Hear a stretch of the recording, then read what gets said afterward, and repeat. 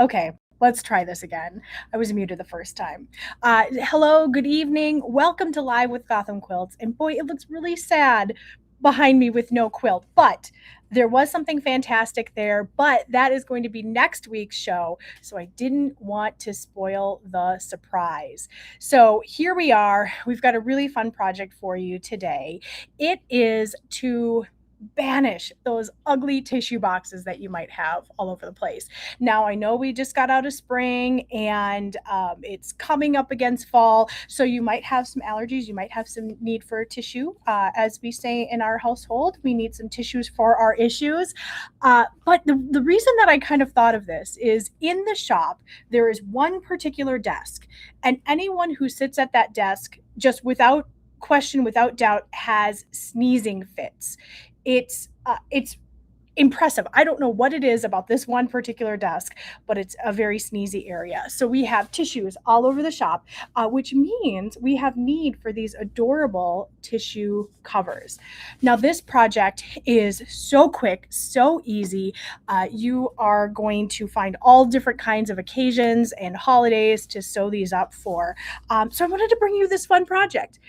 By the end of this, I'm going to walk you through every single step of the way to get through what we call the tissue tuxedo, because who doesn't want a dressed up tissue box, right?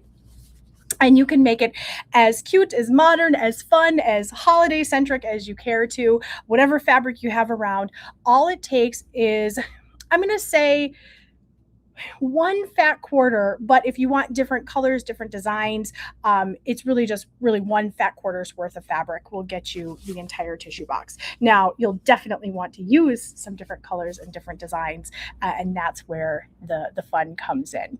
So if you want to follow along, if you want to start, we've got the pattern available for free, thanks to our friends over at Tiny Apple Fabric and Crafts. We've got the pattern available for free for you to download. If you click on that QR code, or if you click on the link in the description of this video, either one will get you to the same place and you will be able to download this pattern. But otherwise, it's so simple. You could probably even just take a screenshot when I show you the sizes to put it together. So I'm going to say, let's get into it. I think we're ready to go. So the first thing you'll want to do is cut your fabric. And as I had said, you need about a fat quarter's worth of fabric. You are going to cut a 7 by 19 inch piece, and I'll show you those in just a second, an 8 by 19 inch, and one 2.5 by 19 inch. Are you sensing a theme here? We've got 19 inches long, very nice and easy. You will also want a piece of fusible fleece.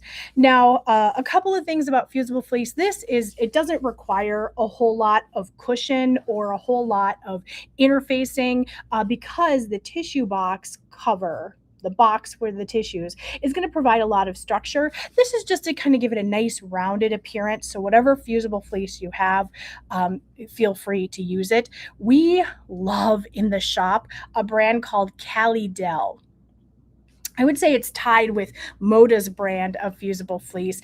It's got a really nice thickness to it. It's got a nice evenness to it. So if you can find either Calidel or Moda, both we've got at the shop here, those are amazing. Chef's kiss, those are the best fusible fleeces that I've found. And trust me, we go through a lot of fusible fleece in the shop. So once you have your pieces cut, you need one piece of fusible fleece and 3 different cuts of fabric. We're ready to go. So let's go ahead to the overhead and I'll show you where we're going here. So I might kind of bounce off camera here. So here's what we're starting with. The first thing that you're going to do is you're going to take your fusible fleece, and this one is going to be bumpy side up, and you can see how nice and even this Calidel fusible fleece is. There is a soft fleecy side and there is a bumpy side. So I'm going to take that bumpy side up, and then I am going to take one of my pieces of fabric, my 7 by 19 inch piece of fabric, and I'm going to line that up with the fusible fleece. Now I know I have the right one because those two, I told you to cut them both the same size. They're both 7 by 19. So these two pieces go together. So I'm going to take my iron and I'm going to fuse that. And I planned to bring an iron, but I totally forgot. One thing I do want to remind you, when you are fusing any kind of interfacing, whether it is fusible fleece or SF101, any kind of interfacing to your fabric, you want to press and not iron. Now, it's something that we say over and over and over in the shop, to press and not iron, because what happens is when you are ironing, like you would have when you're ironing, when you're ironing your yardage, or when you are ironing clothes, for example, you're kind of smushing and swooshing and moving it all around. And producer Ken brought me a nice brand new iron, just brand new in the shop. Look at that coloring. And we do have this available on the website as well. Look at how fun and beautiful that is. But in any event, when you are ironing, when you're swishing it from side to side, you are moving and distorting the fabric. So whenever you're attaching fusible fleece, you want to press, leave it there for a couple of seconds, lift it up, and move it over to the next section. And that will help avoid any distortion to your fabric. It will also help avoid if you end up fusing your pieces and you've got one piece that's way over on one side and you've got one piece that's a little short on the other side. It'll help avoid those issues. So whenever you are attaching interfacing, press, but don't swish. Thank you, Producer Ken, for that very cute iron. And obviously that was not turned on. Otherwise, I would not generally iron on my cutting mat. So once you get these two pieces fused together, there's a little bit more setup, and then we can move on to the next pieces. You are going to take your 8 by 19 inch piece of fabric. So we'll move that over together. We'll pretend that that's fused. You're going to take your 8 by 19 inch piece of fabric, and what you're going to do is fold that wrong sides together. Now, here is what I would recommend. The pattern does say to press this so that you get it nice, even, and I guess kind of like not stuck together, but held together. What I might recommend is, instead of ironing this, although you could give it a light iron. You don't need to, for example, use any kind of pressing treatment, so you make sure you get a nice sharp crease. In this case, a looser crease or an easier crease is going to be better when it comes time to put things together. So what you can do is either do a quick pressing job, or if you care to, you can crease it just like with your thumbnail or fingernail, and just take it, and just like you would crease a piece of paper, you can lightly go across the folded edge here and get that crease in there. Now, you do want to be careful because you could distort your fabric some, but really in this case, a little bit of crease is exactly what you want. So we'll take that piece and put it aside, folded wrong sides together. Then we're going to take our 2.5 inch piece by 19 inch piece, and we're going to do the exact same thing. We're going to take that, we're going to fold it wrong sides together, and then I'm just going to do an easy crease by whatever method I like. It's so much easier to just use a little fingernail, put them together there, and see that holds just as good as I need it to for the next step. So now that I've got all of my pieces prepped, I'm going to move on to the next step. The first thing I'm going to do is sew on, and I'll show you what we're doing here. I'm sewing on this little accent piece to give me just a little pop of color on the top. So you can do this one of a couple of different ways. This is the way I like to do it, and that is sew the 2.5 inch piece. Actually, I'll show you before it's sewn together. I'm going to take my main piece of fabric and the 2.5 inch piece that I folded in half, and I'm going to take that wrong sides together at the top. I'm going to line it up, and then I'm going to stitch here. So that's what I did on this piece here. I had my raw edges together at the top here, and I stitched. Then all I have to do to finish that is, just like you would any kind of a binding, I'm going to lift that up, and then I'm going to fold it over the top here, and I will clip that in place. Now, you don't have to be super tight with this. You've got plenty of fabric to work with.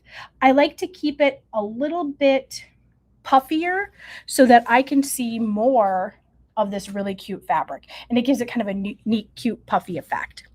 So I'm going to take this, and like I say, I've got plenty of fabric to work with. And this is, and you'll see in just a second, why I like to do a lighter crease as opposed to a really strict or hard crease. And that's because it helps with this fold. If I had a really strong crease here, as I fold this over, I'm going to have some wiggle room, some extra fabric that it's not going to lay nicely if I have a really strong crease. So if I just keep it as a light crease until I'm ready to fold this over, it folds over and it kind of zhuzhes really nicely. That's a pretty common sewing term, I think, is zhuzhing. You'll have to let me know if you use that in your sewing room. So now what I would do is take this to my sewing machine, and I'm just going to stitch in the ditch here, just like you would for binding, and just stitch all along that line. And so now I've got a piece where I did that very same thing. I took it and I stitched it down, and you can see there's lots of wiggle room, so it wasn't hard at all to catch that second edge on the end. Now I'm going to add my accent piece. So this is going to be that piece that I had before. It's the 8-inch piece that's 19 inches long that I folded in half with the wrong sides together. And what I'm going to do here is I'm going to take now the wrong side of my big piece, and I'm just going to line that up. My raw edges are still at the bottom here, and I'm just going to line that up here and stitch with a 1/4 inch. One thing I didn't start by saying, but I should have, is all the seam allowances here are going to be a 1/4 of an inch. Really nice and easy. Oh, Raquel says I use the same words I do. Zhuzhing and delia-bop and all kinds of fun things. And Molly, you sew your own handkerchiefs. I think that is fantastic. All of these lovely, beautiful things that just, I don't know, they make our lives so much prettier. So yeah, keep going, Molly. Okay, back to the tissue cover. I've got the wrong side here. Now, here's one piece that I'm going to call out because I made this mistake. Maybe the first time I did this, thought I can be cuter. I'm smarter than the pattern, right? I know what I'm doing. I'm a professional. What you'll want to make sure that you do is after you stitch this, the first thing is if your seam allowance is more than a 1/4 of an inch, this would be a great time to trim it down because what you're looking for is to take your fabric and you just kind of want to fold it down on the wrong side. We'll flip it over and then you're going to fold it back up on the right side. The key point here is I am keeping this entire piece intact. I don't want to fold over this seam allowance and then shorten my tissue tuxedo here. I want to make sure that I keep this full 7 inches, give or take, right here. So I'm going to take that, I'm going to fold over my accent piece. And then this is probably where I would do a fair amount of pressing, both at the bottom to get a nice sharp edge, and then also at the top here. If there was any give or wiggle room based on where the fabric ended up after some zhuzhing, I want to get a nice sharp crease here. So I would take that and just press it. No need to stitch anything special here.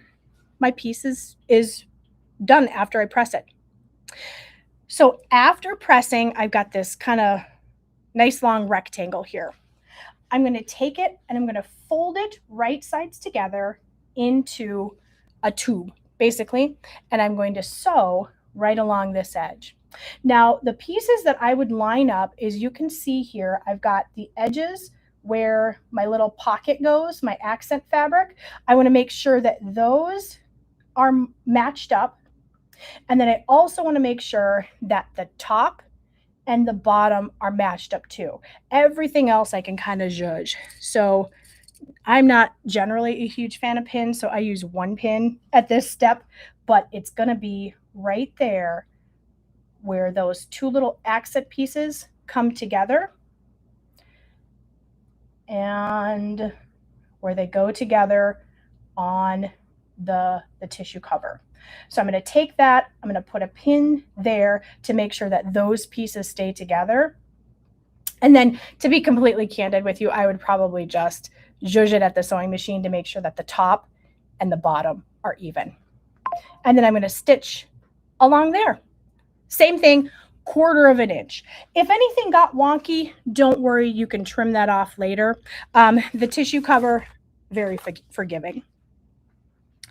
So once I have that all stitched together, it looks something like this. I've got a big tube with my stitching line at the end. The next thing I'm going to do is take it and box these corners here, because right now I have a big circle. What I need it to be is a big square, so I'm going to box these corners. And I did a little drawing to help you see here. Because of the color of thread I used, it was kind of hard, so we've got some lines drawn in here. This pink line here is just my stitching line, just so you can see. I went rogue at the bottom there, but this is my stitching line. Then what I'm going to do is draw out my box corners, or I'm going to use a tool like the box bag template, which makes it really easy. I'll show you how this works first, and then I'll show you how to use it with a regular ruler. If you have something like the box bag template, what this does is it protects the rest of your project from going too far or too rogue with your rotary cutter. You wouldn't necessarily want to just freehand this, because all too often, and ask me how I know, all too often you're going to end up going too far and into your regular project. So the box bag template lines this up. It's got little notches for your rotary cutter so that you don't go too far.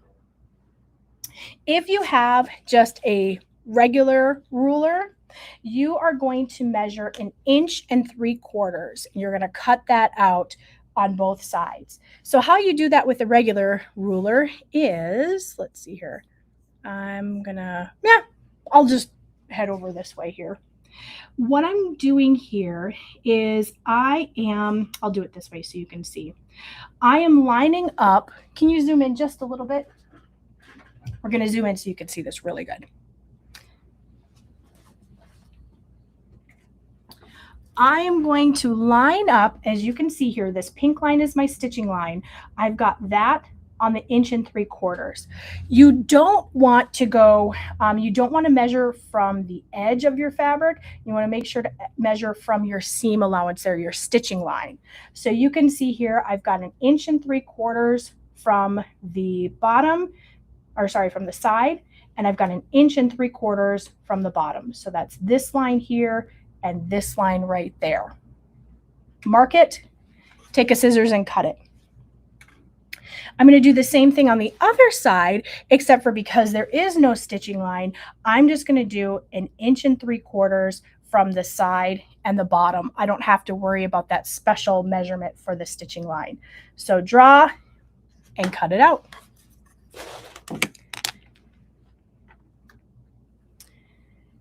Now, here's what I'm left with. I have a tube. It looks kind of like a can koozie a little bit. I've got a tube with my boxed corners here. Now these, if you remember, are kind of left loose because that's where the tissues are going to come out. So now what I'm going to do is pin it together. And with these ones, you want your middle pieces, you want your bound edges to meet right in the middle, and you want them to kiss. So you make sure that they are completely butted up against each other. This is where your Wonder Clips is definitely going to help out. So I'm going to clip that there. Pins, I feel in this kind of application, there's a lot of layers here, and they have a tendency to shift a little bit more than I would care to.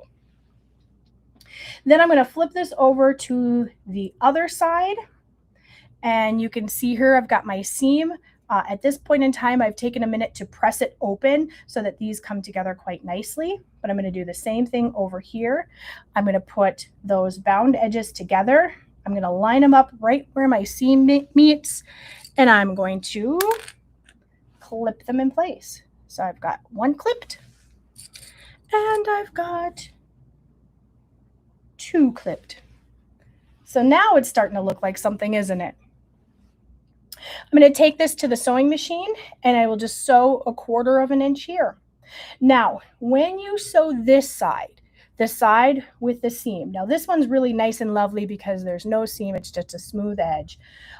What I would highly, highly recommend is going over this part a couple of times. Because if you remember, we stitched it and then we cut that. So now I've got really no back stitching. I've got nothing to protect it from those stitches coming undone.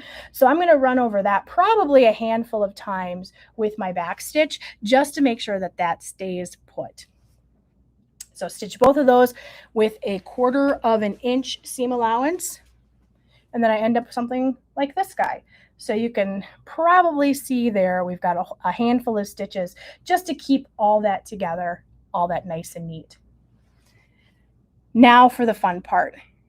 All you have to do is turn it right side out. And here's where the magic happens. You didn't know you were getting a magic show too, huh? And now I've got a nice, lovely, exciting, cute, and adorable tissue cover. Put that over your box of tissues and you're good to go. Now, these are fantastic because it ends up with this little accent. You've got a little pocket where you can put things. And like I said, we did a little collage quilting with this little bunny in the corner here. So just think of all the cute things that you could do and make with this guy. Now, if you want it to give it a little bit more of a professional finish, you can see that on this side, it's kind of rounded. All you have to do is find where these corners come together and then take this to your ironing board and just press it just like that. That generally is enough to keep it really nice and square. You could also add a teeny tiny little stitch here if you wanted to. I kind of like the idea of having just like all the pocket all around. So for me, just pressing it is good enough. You get nice sharp corners. But yeah, super fun, and it only took a fat quarter. You could use as many different colors as you want. In this one, I used 2. In this guy, we used 3 because it's Tula. You can't just use 2 colors, and added a little applique motif. You could use foundation paper piecing. Think of it. You've got, gosh, probably how many inches do you have here to work with? You've got about 5 inches of real estate. So you could do foundation paper piecing or patchwork quilting. If you do decide to use batting instead of fusible fleece, the only thing that I would recommend to do differently is to quilt your piece. And you could quilt it when it's at this stage. It would be really nice and easy to quilt. And boy, what a cute effect that would be. So quilt it when it's flat. It's super easy to do, and then follow the rest of the pattern just as you would. So really fun, really cute, and you could make it in 15 minutes, I bet.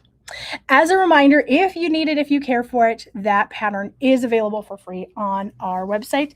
And a special thank you to our friends at Tiny Apple Fabric and Crafts who put that together for us.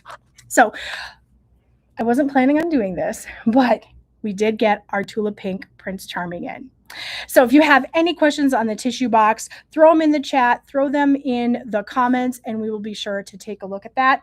But otherwise, who wants to see first looks at Tula Pink Prince Charming? I'm not even going to wait for an answer.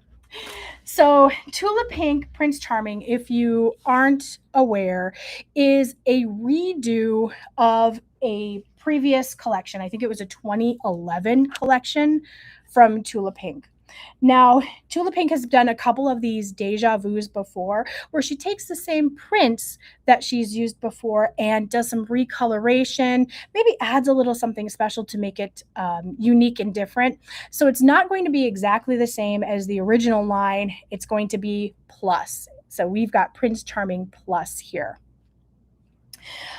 We've got some fabulous fabrics. I'm going to go through these relatively quickly.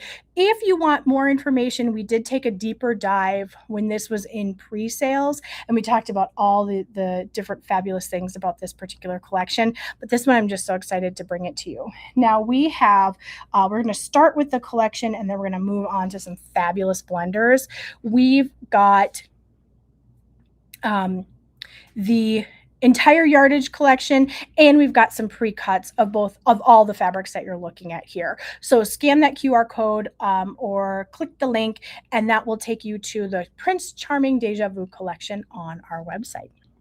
So here we've got this. This one is one of my favorite prints. Look at how gorgeous that is. Loving the colors that this is bringing to the forefront, combined with that nice deep dark charcoal. Now this print is one that has gone very, very fast. We've got just a couple of yards of this guy left. So if you want this one, don't sleep on it because it's not going to be available for long. Now we have already placed our reorder for some of this fabric, and that is expected to ship in September, I believe. But if you want to be the first ones to get it, definitely jump on that. This is called Snail something. I was so excited to bring this to you. I didn't even bring any of my notes of what they're called. Fabulous shadow print here, along with all kinds of different, butterfly catchers and swinging. Just a really fun print in a gorgeous color, by the way. Here we've got some geometric to soften it, or to bring a little geometric to the palette. And look at this guy. Now, we do have some minkies in 58, 60-inch wide. So if you are looking for backing a quilt that's made with Deja Vu, we've got you there too. To Liz, no, this is not the line that has some lawn options. Liz is talking about the Tula Pink Legendary collection. And you better believe with a collection called Legendary, there's going to be some new substrates. This one just has the quilting cotton that we're looking at here, and then the minky options. This one is the print of it all. This is the one that is leading off the collection. This is the frog print in the color Gumball, which I think is kind of a fun name for this. And I just love the rainbow filigrees there. Super fun. And then this one is the last of that, bringing those pom-poms with a little bit more. Oh, I'm sorry, Raquella, forcing you to think about more fabrics. We are mean people here at Gotham, aren't we? Just forcing you to think about beautiful fabrics. I apologize, but we do what we can. We've got to bring you this stuff. I would be derelict in my duties if I didn't. Let me put it that way. So this is what I'm loving about some of these new collections from Tula is we're taking the palms, those circle dots, and we're adding more to them. So if you look at this one with those fun geometric, kind of looks like Crash Text dummies, right? The different symbols that they had on there. But in Legendary, we've got the swoops, the filigrees, just a really great feel to add to each collection. Now I'm going to go through these even faster. These are the blenders that go along with this fabric. Now this one, we do have a lot of lights here in the studio. So this is looking a little bit lighter than it does. You can see how washed out my hand is. Let me see if I've got a piece of paper or something. Yeah, I do. Let's see if we can balance this color just a little bit here. So this is now with that white piece of paper here, giving you a better idea of what this looks like under real conditions here. It's a really nice dark charcoal color. I think it's called Carbon is what it is. Here we've got the tiny stripes. Super bright and fun. This is a fabulous color called Pink Lemonade. And we've got the space sparkles. Kind of shady. We've got some more space sparkles. And look at these fun colors and how they go together. Now, if you are loving these blenders to go with the Tula Pink collection, we do have pre-cuts that include all of these in exactly the right blenders that have been picked out to go with this collection. And here we wouldn't be complete without bringing back in that aqua. We've got these space sprinkles in the color Sunburn. Now, if your sunburn looks like this, I am so sorry because that probably hurts a lot. Blast from the Tula Past here. This one is a blender that's been around for a while, Mineral, in the color Tourmaline. And then here we are going to end it with a tiny stripe here. So all of those were picked out to go just beautifully with this particular collection. And I wasn't part of the normal scheduled program, but I just have to show it for you. If you're getting the Fat Quarter Bundle, just think of the adorable tissue covers that you can make your tissue tuxedos. So with that, I think that brings us to the show. I'm going to see if I've got any housekeeping items. Oh, next week is going to be our next thread talk. So that's going to be Wednesday. This is going to be a good one, pushing boundaries when it comes to your quilting and sewing practice. A great talk that we're really excited to talk about. And our log cabin virtual retreat is coming up. That's going to be in October. Great news. We have been able to secure the author of the book who started it all for the log cabin retreat. She's going to be speaking at our virtual retreat. So we're very excited to have her with us. That's going to be a fun one. More information, but since you guys are watching live, we'll give you the sneak peek on that one. But it's brand new, just announced. We're very excited to have her.